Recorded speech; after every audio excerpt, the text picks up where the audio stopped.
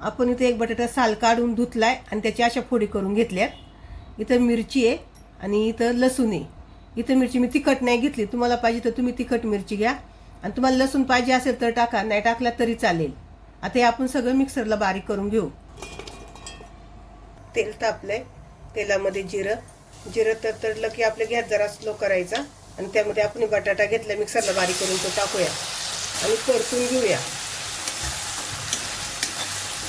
बारीक गॅसवर परतवायचं आणि 1 मिनिटामध्ये आपल्या याचा गोळा तयार होतो। आता यामध्ये आपल्याला थोडं थोडं पाणी करून टाकायचंय, जास्त पाणी नाही टाकायचं, नाही तर बटाट्याच्या गुठळ्या तयार होतील। थोडं थोडं पाणी घालून शिजवून घ्यायचं आपल्याला। बटाटा कच्चा टाकलाय ना, त्यामुळे इथं शिजवून घ्यायचा आहे आपल्याला।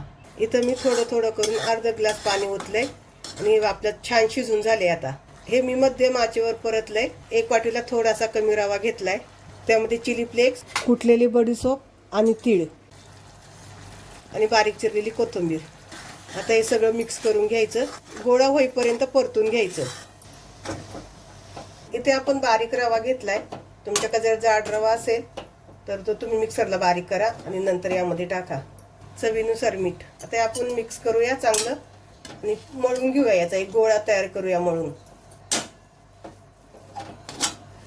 आपण इथे पीठ मळून घेतोय, या प्रकारे पीठ मळून घ्यायचंय आणि त्याचे 2 भाग करायचे।